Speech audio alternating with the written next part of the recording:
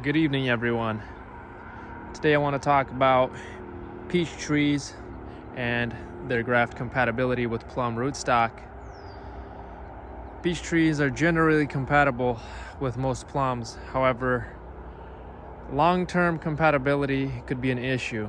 Different plum rootstocks have different levels of compatibility with peach, so you can try different plums and test. However, nobody really wants to test something and then realize 7 years down the road that, hey, this wasn't good, and now is required to change it.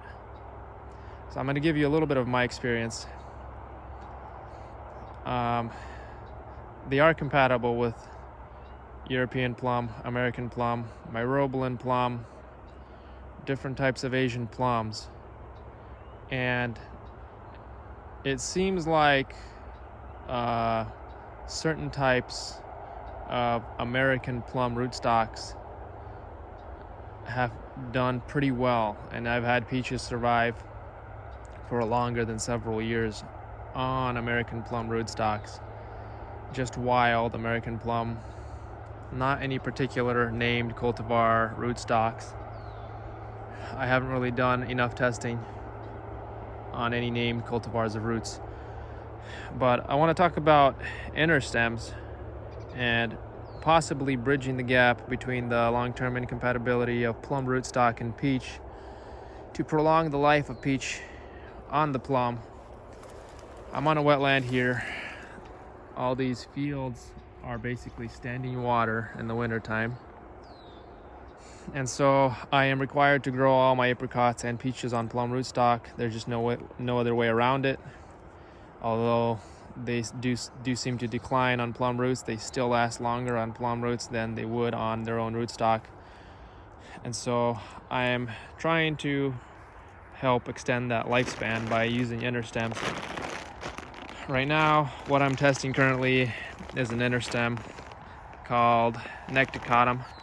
It's not necessarily a stem, but it's just a hybrid that I've seen very good characteristics with, very cold hardy, disease resistance, and it looks like it has all the characteristics that resemble something halfway between plum and peach, because most other hybrids are either leaning towards plum mostly or leaning towards peach mostly, and the leaves and everything, all the characteristics that are on necticotum really look like they're just smack down the middle between plum and peach. So I'm testing this inner stem between plum rootstock and peach on top. So they are compatible for sure. Peach is compatible to the necticotum, and the necticotum does graft well to plum. That's why I've started using it as a stem, because it's shown good characteristics and good graft ability to plums. But now what I'm testing is now long-term compatibility with this stem. This is not necessarily a stem that everyone uses. You can't just go search this up on Google and find info on this, because you probably won't find it. This is not a very well-known cultivar. It's called necticotum, and I plan to use it. I have a whole bundle here. Necticotum stems, basically cyanwood. I'm grafting these out. I have one peach tree that died here, and so I'm grafting necticotum. I'm gonna leave like 18 inches and then graft peach on top next year. But peach here has begun to decline.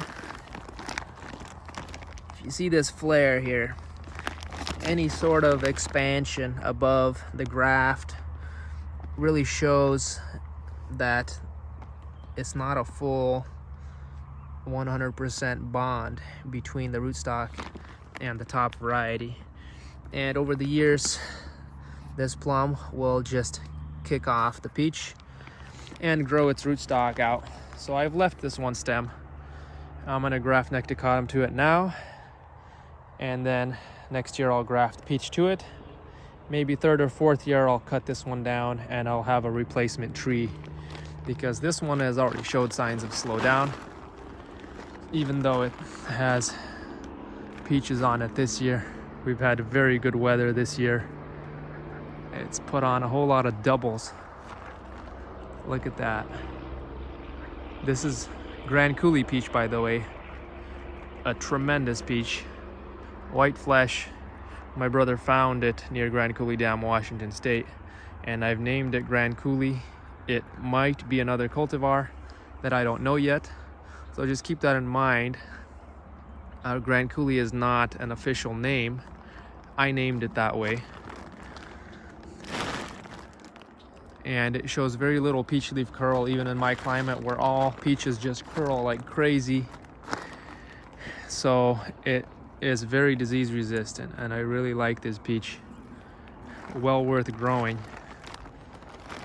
So that's what I would use for a stem between plum and peach. This is just my recommendation, and not necessarily like engraved in stone. This is just something I'm experimenting with. So if you think that my theory is pretty solid, you can get some scion from me of necticatum and try using that interstem as well.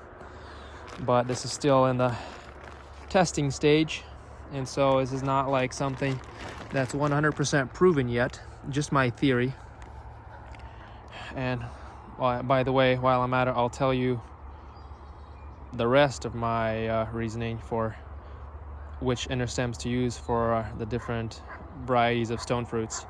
So Z stem for cherries, cherry and plum, that's a no-brainer because that's the only one that's compatible with cherry, is Z stem.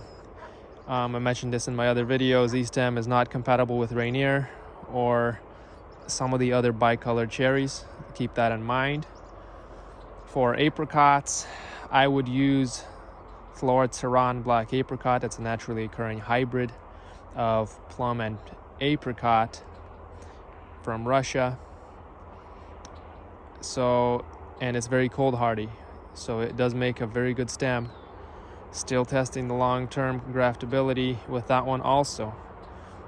But you want to try to pick out different stems for different cultivars or different types of stone fruits you want to graft on top. Don't just go with something super general like graft a Z stem on everything and then just use a Z stem between all of them, because you never know if, you know, how long the Z stem will be compatible with peach, say for example.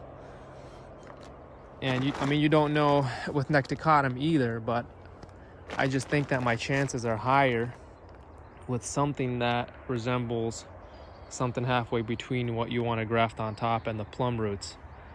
That just seems to make the most sense to me. If you have any experience on this and would like to share your comments, please feel free to comment and let me know in the comments below what you think and what you have tested. And maybe you know something that I don't, but I'm just giving out some info, stuff that I know, help some people out, and maybe people can plan ahead and this will help them with their orchards. So thank you guys for watching. Don't forget to like and subscribe, and I'll see you guys next time.